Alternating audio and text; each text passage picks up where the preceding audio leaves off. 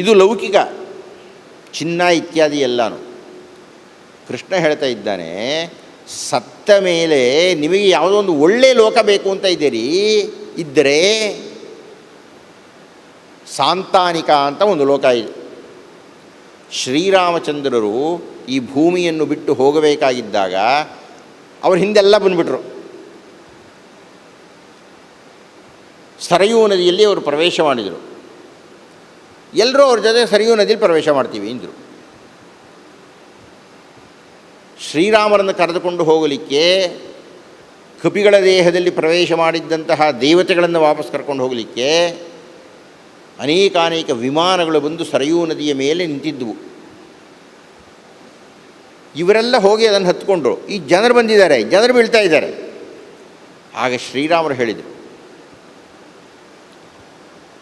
ಬ್ರಹ್ಮ, ನನ್ನನ್ನು ಅನುಸರಿಸಿಕೊಂಡು ಯಾರು ಯಾರು ಬರುತ್ತಾರೆಯೋ ಅವರಿಗೆಲ್ಲ ಒಂದು ಬೇರೆ ಒಳ್ಳೆಯ ಲೋಕ ಮಾಡಯ್ಯ ಅಂದರು. ಆಗ ಚತುರ್ಮುಖ ಬ್ರಹ್ಮ, ನನ್ನ ಸತ್ಯಲೋಕದ ಪಕ್ಕದಲ್ಲಿಯೇ ಇನ್ನೊಂದು ಲೋಕವನ್ನು ಸೃಷ್ಟಿ ಮಾಡಿದ್ದೇನೆ, ಅದರ ಹೆಸರು ಸಾಂತಾನಿಕ ಅಂತ.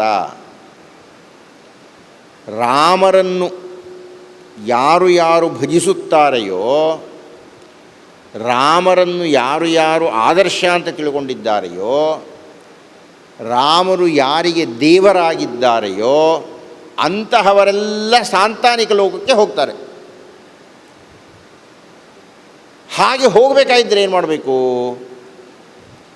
ವಿಷ್ಣುವನ್ನು ಭಜಿಸ್ತಾರೆ, ಅವರು ವೈಕುಂಠಕ್ಕೆ ಹೋಗ್ಬೇಕಪ್ಪ, ಏನು ಮಾಡಬೇಕು? ನಮಗೆ ಸತ್ಯಲೋಕಕ್ಕೆ ಹೋಗ್ಬೇಕ್ರಿ, ಏನು ಮಾಡಬೇಕು ಅನ್ನುವುದನ್ನು ಕೃಷ್ಣ ಹೇಳ್ತಾ ಇದ್ದಾನೆ. ಯಂ ವಾಪಿ ಸ್ಮರನ್ ಭಾವಂ ತ್ಯಂತೆ ಕಲೇವರಂ ತಂ ತಮೇವೇತಿ ಕೌಂತೆಯ ಸದಾ ತದ್ಭಾವಭಾವಿತಃ. ಯಾರು ಯಾರು ಯಾವ ಯಾವ ಜಾಗಕ್ಕೆ ಹೋಗಬೇಕು ಅಂತ ತೀರ್ಮಾನ ಮಾಡುತ್ತಾರೆಯೋ ಅವರವರು ಅದನ್ನು ಯೋಚನೆ ಮಾಡ್ತಾ ಇದ್ದರೆ, ಅದರ ಧ್ಯಾನದಲ್ಲೇ ಇದ್ದರೆ ಅವರು ಆಯಾ ಲೋಕಗಳಿಗೆ ಹೋಗ್ತಾರೆ. ತಸ್ಮಾತ್, ಆದ್ದರಿಂದ, ಈಗ ನಿರ್ಣಯ ಕೃಷ್ಣ ಹೇಳೋದು ಮುಂದಿನ ಶ್ಲೋಕದಲ್ಲಿ. ತಸ್ಮಾತ್, ಆದ್ದರಿಂದ ನೀನೇನು ಮಾಡಬೇಕು? ಸರ್ವೇಷು ಕಾಲೇಷು ಮಾಂ ಅನುಸ್ಮರ ಯುದ್ಧ ಚ. ನೀನು ಸರ್ವೇಷು ಕಾಲೇಷು, ಎಲ್ಲ ಕಾಲದಲ್ಲಿಯೂ ನನ್ನನ್ನು ಸ್ಮರಣೆ ಮಾಡ್ತಾ ಇರು ಮತ್ತು ನಿನ್ನ ಕರ್ತವ್ಯವನ್ನು ನೀನು ಮಾಡ್ತಾ ಇರು.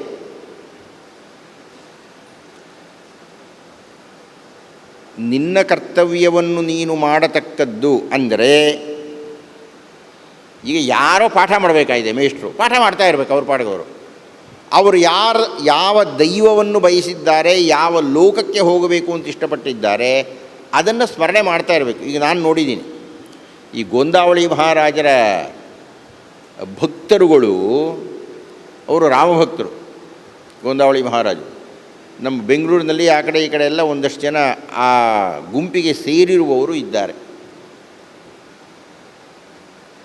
ಬ್ರಹ್ಮಾನಂದರು ಅಂತ ಗೋಂದಾವಳಿ ಮಹಾರಾಜರ ಮೊಟ್ಟ ಮೊದಲನೆಯ ಶಿಷ್ಯರು, ಮೊದಲನೆಯವರಲ್ಲ, ಎರಡನೇವರು ಮೂರನೇವರು, ಅವರು ಕರ್ನಾಟಕದಿಂದ ಹೋದವರು. ಹೀಗಾಗಿ ಕರ್ನಾಟಕದಲ್ಲಿ ಗೋಂದಾವಳಿ ಮಹಾರಾಜರ ರಾಮಭಕ್ತಿ ಪರಂಪರೆಯನ್ನು ಪ್ರಸಾರ ಮಾಡಿರತಕ್ಕಂಥದ್ದು ಬ್ರಹ್ಮಾನಂದರು. ಬೆಳದಡಿ ಬ್ರಹ್ಮಾನಂದರು ಅಂತ ಬಹಳ ಪ್ರಸಿದ್ಧಿ. ಆಗಾಗ ಅವರ ಸಭೆಗಳಿಗೆ ನಾನು ಹೋಗ್ತೀನಿ, ನಾನು ಕರೆದಿರ್ತಾರೆ ಮಾತಾಡಲಿಕ್ಕೆ. ಅಲ್ಲಿ ಹೋದರೆ ಒಂದು ವಿಶೇಷ ಏನು ಅಂದರೆ, ಒಂದು 500 ಜನ ಕೂತಿದ್ದರೆ 500 ಜನರ ಕೈನಲ್ಲಿಯೂ ಜಪಮಾಲೆ ಇರುತ್ತೆ. ನಾನು ಉಪನ್ಯಾಸ ಕೊಡ್ತಾ ಇರ್ತೀನಿ, ರಾಮ ರಾಮ ರಾಮ ರಾಮ ರಾಮ ರಾಮ ಹೇಳ್ತಾನೆ ಇರ್ತಾರೆ ಅವರು. ನಾನು ಮೊದಲನೇ ಸಲ ನೋಡಿದಾಗ, ಏನು ರೀ ಇದು, ಜಪ ಮಾಡ್ತಾ ಕೂತೀರಿ, ಉಪನ್ಯಾಸ ಅಲ್ಲಿ ಕೇಳ್ತೀರಿ ಅಂದ್ಕೊಂಡೆ. ನಿಮ್ಮ ಪಾಡೆ ನೀವು ಉಪನ್ಯಾಸ ಮಾಡಿ, ನಾವು ಉಪನ್ಯಾಸನೂ ಕೇಳ್ತೀವಿ, ನಮ್ಮ ಪಾಡೆ ನಾನು ರಾಮ ರಾಮ ರಾಮನ ಹೇಳ್ತಾನೆ ಇರ್ತೀವಿ. ತಸ್ಮಾತ್ ಸರ್ವೇಷು ಕಾಲೇಶು ಮಾಂ ಅನುಸ್ಮರ ಯುದ್ಧಚ. ನಿನ್ನ ಕೆಲಸ ನೀನು ಮಾಡು, ಹಾಗೆ ನನ್ನ ಜಪನೂ ಮಾಡು. ಇದನ್ನು ನಾವು ನೋಡಿದ್ದೇವೆ, ನಾನು ನೋಡಿದ್ದೀನಿ, ಸಾಕಷ್ಟು ಮಂದಿಯನ್ನು ನೋಡಿದ್ದೇನೆ ನಾನು. ಅವ್ರು ಯಾವುದೋ ಒಂದು ಅವ್ರಿಗೆ ಪ್ರಿಯವಾದ್ದು ಶಿವ ಶಿವ ಶಿವ ಶಿವ ನಮಗೆ ಶ್ರೀರಾಮ ಶ್ರೀರಾಮ ಶ್ರೀರಾಮ ಅಂತ ಕೂತ್ರೆ ನಿಂತರೆ ಶ್ರೀರಾಮ ಅನ್ನೋದು, ಮಾತಾಡಿದ್ರೆ ಶ್ರೀರಾಮ ಅನ್ನೋದು, ಯಾರಾದ್ರು ನಮಸ್ಕಾರ ಮಾಡಿದ್ರೆ ಶ್ರೀರಾಮ ಅನ್ನೋದು. ಅಂದರೆ ಸರ್ವೇಷು ಕಾಲೇಶು ನಿಮಗೆ ಅದಕ್ಕೆ ಅದರ ಹಿಂದಿನ ಶ್ಲೋಕ ಭಾಳ ಪ್ರಧಾನವಾದ್ದು. ವಾಪಿ ಸ್ಮರನ್ ಭಾವಂ. ನಿಮಗೆ ಯಾವ ಯಾವ ದೈವದಲ್ಲಿ ವಿಶ್ವಾಸ ಇದೆಯೋ, ಯಾವ ಯಾವ ದೈವದ ಸಾನ್ನಿಧ್ಯ ನಿಮಗೆ ಬೇಕು ಅಂತ ಇದೆಯೋ, ಯಾವ ಯಾವ ದೇವರ ಬಗ್ಗೆ ನಿಮಗೆ ಭಕ್ತಿ ಇದೆಯೋ, ಆಯಾ ದೇವರನ್ನು ನೀವು ಸ್ಮರಿಸ್ತಾ ಇರಬೇಕು. ಇದು ನಮಗೆ ಯೋಗಿಗಳಿಗೆಲ್ಲ, ಯೋಗಿಗಳದ್ದು ಬೇರೆ ಆಮೇಲೆ ಬರ್ತದು. ಹೇಗೆ ಸ್ಮರಿಸಬೇಕು ಅನ್ನುವುದನ್ನು ಕೃಷ್ಣ ಹೇಳ್ತಾನೆ. ಯಾವುದು ಆಕಾರ ಇಟ್ಕೊಳ್ದೆ ಇದ್ದರೆ ಅದೊಂದು ಬೇರೆ ಭಾಗ ಇದೆ. ನಾವೆಲ್ಲ ಈ ಸದ್ಯಕ್ಕೆ ಮಾತಾಡ್ತಾ ಇರೋದು ಸ್ವರೂಪ. ರಾಮ ಅನ್ನೋದು, ಕೃಷ್ಣ ಅನ್ನೋದು, ಆಂಜನೇಯ ಅನ್ನೋದು, ಇದೆಲ್ಲ ಒಂದು ರೂಪ ಕೊಟ್ಕೊಂಡಿದ್ದೇವೆ ನಾವು. ಅದಕ್ಕೆ ಸಂಬಂಧಪಟ್ಟ ಹಾಗೆ ನಾವು ಇನ್ನೇನು ತಲೆ ಕೆಡಿಸ್ಕೋಬೇಕಾಗಿಲ್ಲ, ಒದ್ದಾಡಬೇಕಾಗಿಲ್ಲ, ಅಷ್ಟೆಲ್ಲ ಕಷ್ಟಪಡೋದು ಬೇಡ. ಅಭ್ಯಾಸ ಯೋಗ ಅನ್ನೋದನ್ನು ಹೇಳ್ತಾ ಇದ್ದೀನಿ 8ನೇ ಅಧ್ಯಾಯದಲ್ಲಿ. ಅಭ್ಯಾಸ ಯೋಗ ಅಂದರೆ ಏನಪ್ಪ ಅಂದರೆ ಮಾಂ ಅನುಸ್ಮರ, ಸದಾ ಕಾಲದಲ್ಲಿಯೂ ನನ್ನನ್ನು ನೆನಪಿಸಿಕೊಳ್ತಾ ಇರು. ತಸ್ಮಾತ್ ಸರ್ವೇಷು ಕಾಲೇಶು ಮಾಂ ಅನುಸ್ಮರ. ಇದೊಂದು ಭಾಗ. ಯುದ್ಧಚ 2ನೇ ಭಾಗ. ಅಂದರೆ ಕೃಷ್ಣ ನೀವು ಮಾಡುತ್ತಿರುವ ಕರ್ತವ್ಯವನ್ನು ಬಿಟ್ಟು ನನ್ನನ್ನು ಧ್ಯಾನ ಮಾಡುವಂತ ಹೇಳ್ತಾ ಇಲ್ಲ. ನೀವು ಮೇಷ್ಟ್ರಾಗಿದ್ದೀರಾ, ತಬಲಾ ನುಡಿಸ್ತಾ ಇದ್ದೀರಾ, ಗಾರೆ ಕೆಲಸ ಮಾಡ್ತಾ ಇದ್ದೀರಾ, ಕಸ ಬಳಿತಾ ಇದ್ದೀರಾ, ಪಾಠ ಮಾಡ್ತಾ ಇದ್ದೀರಾ, ಹಾಡು ಹೇಳ್ತಾ ಇದ್ದೀರಾ, ವೇದ ಹೇಳ್ತಾ ಇದ್ದೀರಾ, ಪೂಜೆ ಮಾಡ್ತಾ ಇದ್ದೀರಾ, ಅದು ನೀವು ಮಾಡಿ. ಅರ್ಜುನ ಕ್ಷತ್ರಿಯ ಆದ್ದರಿಂದ ಯುದ್ಧ ಮಾಡಬೇಕು, ಯುದ್ಧ ಮಾಡು ಅಂತ ಹೇಳಿದ ಅವನಿಗೆ. ಮಾಂ ಅನುಸ್ಮರ ಯುದ್ಧಚ. ನೀನು ಯುದ್ಧ ಮಾಡೋದು ನಿಲ್ಲಿಸ್ಕೊಡೋದು, ಅದು ನಿನ್ನ ಧರ್ಮ, ಅದು ನಿನ್ನ ಕರ್ತವ್ಯ, ಅದು ನಿನ್ನ ವೃತ್ತಿ, ಅದು ನಿನ್ನ ಕೆಲಸ, ಅದು ಮಾಡಬೇಕು. ಆದರೆ ಅದನ್ನು ಮಾಡ್ತಾನೆ ನನ್ನ ಧ್ಯಾನದಲ್ಲಿರು. ಯಾಕೆಂದರೆ ಕೃಷ್ಣ ಅವನು ಕೃಷ್ಣ ಬೇಕು ಅಂದ್ಕೊಂಡಿದ್ದಾನೆ. ನಿಮಗೆ ರಾಮ ಬೇಕು ಅಂದ್ಕೊಂಡ್ರೆ ರಾಮನ ಧ್ಯಾನದಲ್ಲಿರಬೇಕು, ಹನುಮಂತ ಬೇಕು ಅಂದರೆ ಹನುಮಂತನ ಧ್ಯಾನದಲ್ಲಿರಬೇಕು. ಹನುಮಂತ ಅನ್ನೋದಕ್ಕೇನು ಕಷ್ಟ ಇಲ್ಲ. ನಾನು ನೋಡಿದ ಹಾಗೇ ಒಬ್ಬರು ದಿವಸದಲ್ಲಿ ಒಂದು 20,000 ಸಲ ಮಾರುತಿ ಅಂತ ಇರ್ತಾರೆ. ಕೃಷ್ಣ ಹೇಳ್ತಾ ಇದ್ದಾನೆ, ಕೊನೆ ಕಾಲದಲ್ಲಿ ಅಷ್ಟೇ ಅಲ್ರಿ, ಅನುಸ್ಮರ, ಪ್ರತಿ ಕ್ಷಣವೂ ನೀವು. ತಸ್ಮಾತ್ ಸರ್ವೇಷು ಕಾಲೇಶು, ಎಲ್ಲ ಕಾಲಗಳಲ್ಲಿಯೂ. 8ನೇ ಅಧ್ಯಾಯ ನಮಗೆ ತುಂಬ ಪ್ರಿಯವಾದ್ದರಿಂದ ಮತ್ತು ನಾವೆಲ್ಲರೂ ಸಾಯುವುದರಿಂದ, ಸಾಯುವ ಕಾಲದಲ್ಲಿ ನಾವೆಲ್ಲರೂ ಒಳ್ಳೆಯ ಲೋಕಕ್ಕೆ ಹೋಗಬೇಕು ಅಂತ ಇಷ್ಟ ಇರೋದರಿಂದ ಇದನ್ನು ಹೆಚ್ಚು ತೀಕ್ಷ್ಣವಾಗಿ ವಿವರವಾಗಿ ಮಾತಾಡ್ತಾ ಇದ್ದೀನಿ. ನಾಳೆಯಿಂದ ಇಷ್ಟು ವಿವರವಾಗಿ ಮುಂದಿನ ಅಧ್ಯಾಯಗಳನ್ನು ನಾನು ಮಾತಾಡೋದಿಲ್ಲ, ಕಾಲವೂ ಇಲ್ಲ ನನಗೆ. ಇನ್ನು 4 ದಿವಸದಲ್ಲಿ 4 ಅಧ್ಯಾಯ ಮುಗಿಸ್ಬೇಕು. ಇವತ್ತು ಈ ಅಭ್ಯಾಸ ಯೋಗವನ್ನು 8ನೇ ಅಧ್ಯಾಯವನ್ನು ನಾನು ಮುಗಿಸ್ಬೇಕು. ಪ್ರಾರಂಭದಲ್ಲಿದ್ದೀನಿ, ಮಿಕ್ಕಿದ್ದೆಲ್ಲ ವಿವರಣೆ, ಅದು ಬಿಡೋಣ. ಪ್ರಧಾನವಾದ ಅಂಶ ನಿಮ್ಮ ಗಮನಕ್ಕೆ ಹೋಗಬೇಕು.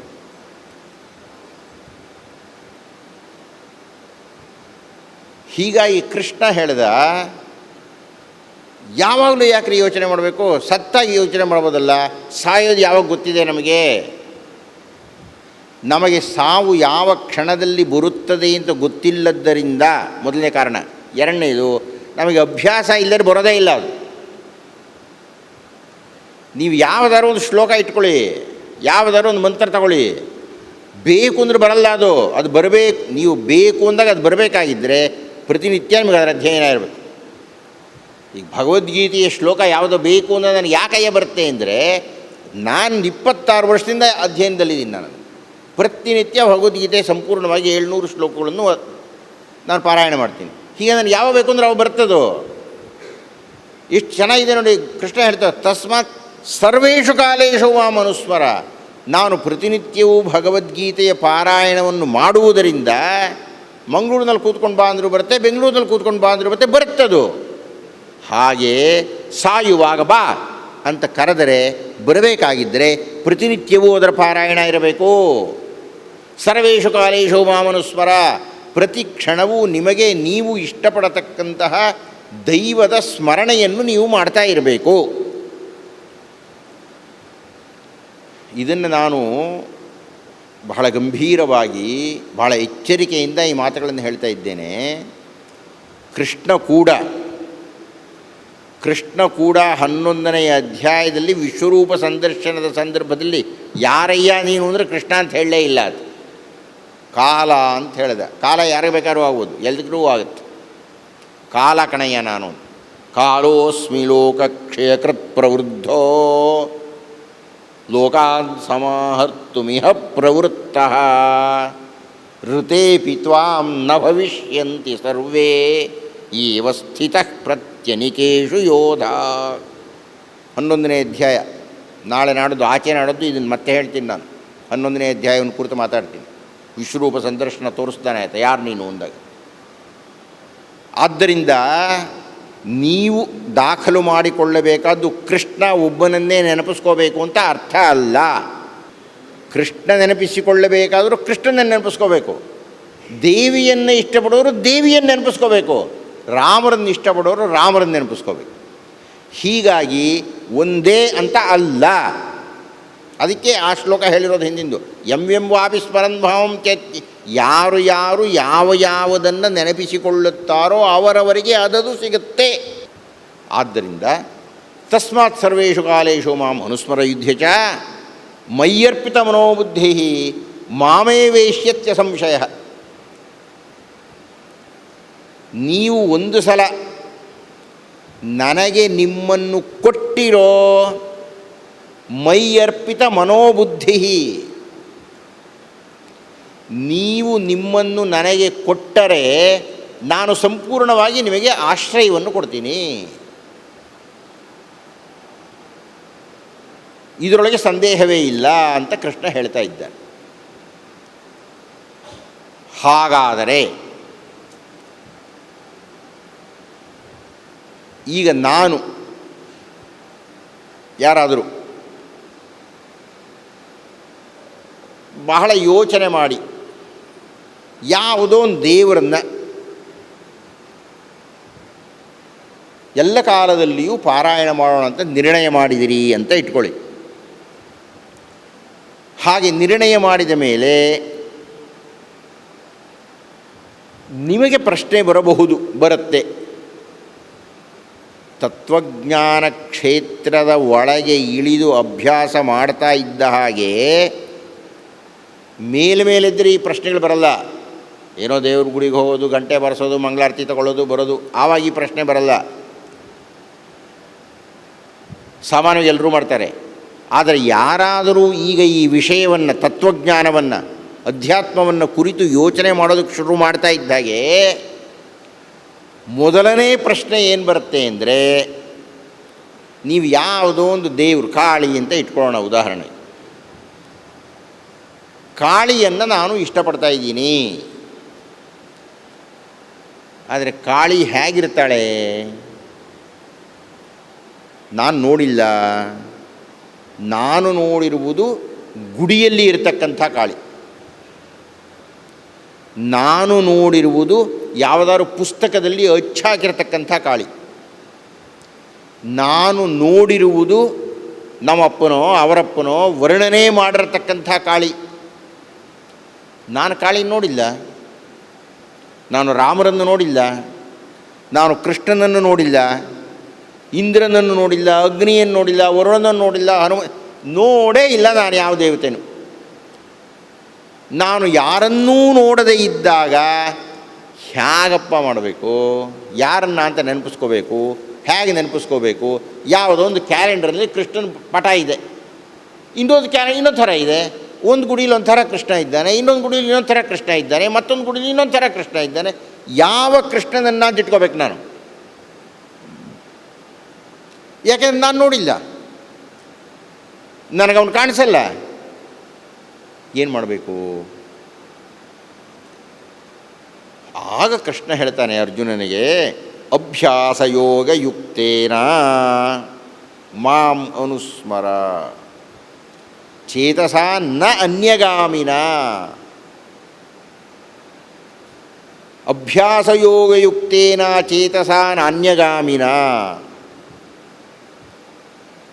ನೀನು ಅನ್ಯಗಾಮಿ ಅಂದರೆ ಬೇರೆ ಗಾಮಿರು ಹೋಗೋದು, ಅನ್ಯಗಾಮಿ ಬೇರೆ ಕಡೆಗೆ ಹೋಗದೆ ನಿನ್ನ ಮನಸ್ಸು ಅಭ್ಯಾಸ ಯೋಗವನ್ನು ಮಾಡು.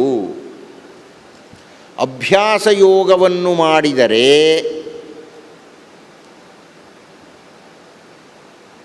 ನಿನಗೆ ನೀನು ಇಷ್ಟಪಟ್ಟಂಥದ್ದು ಸಿಗುತ್ತೆ.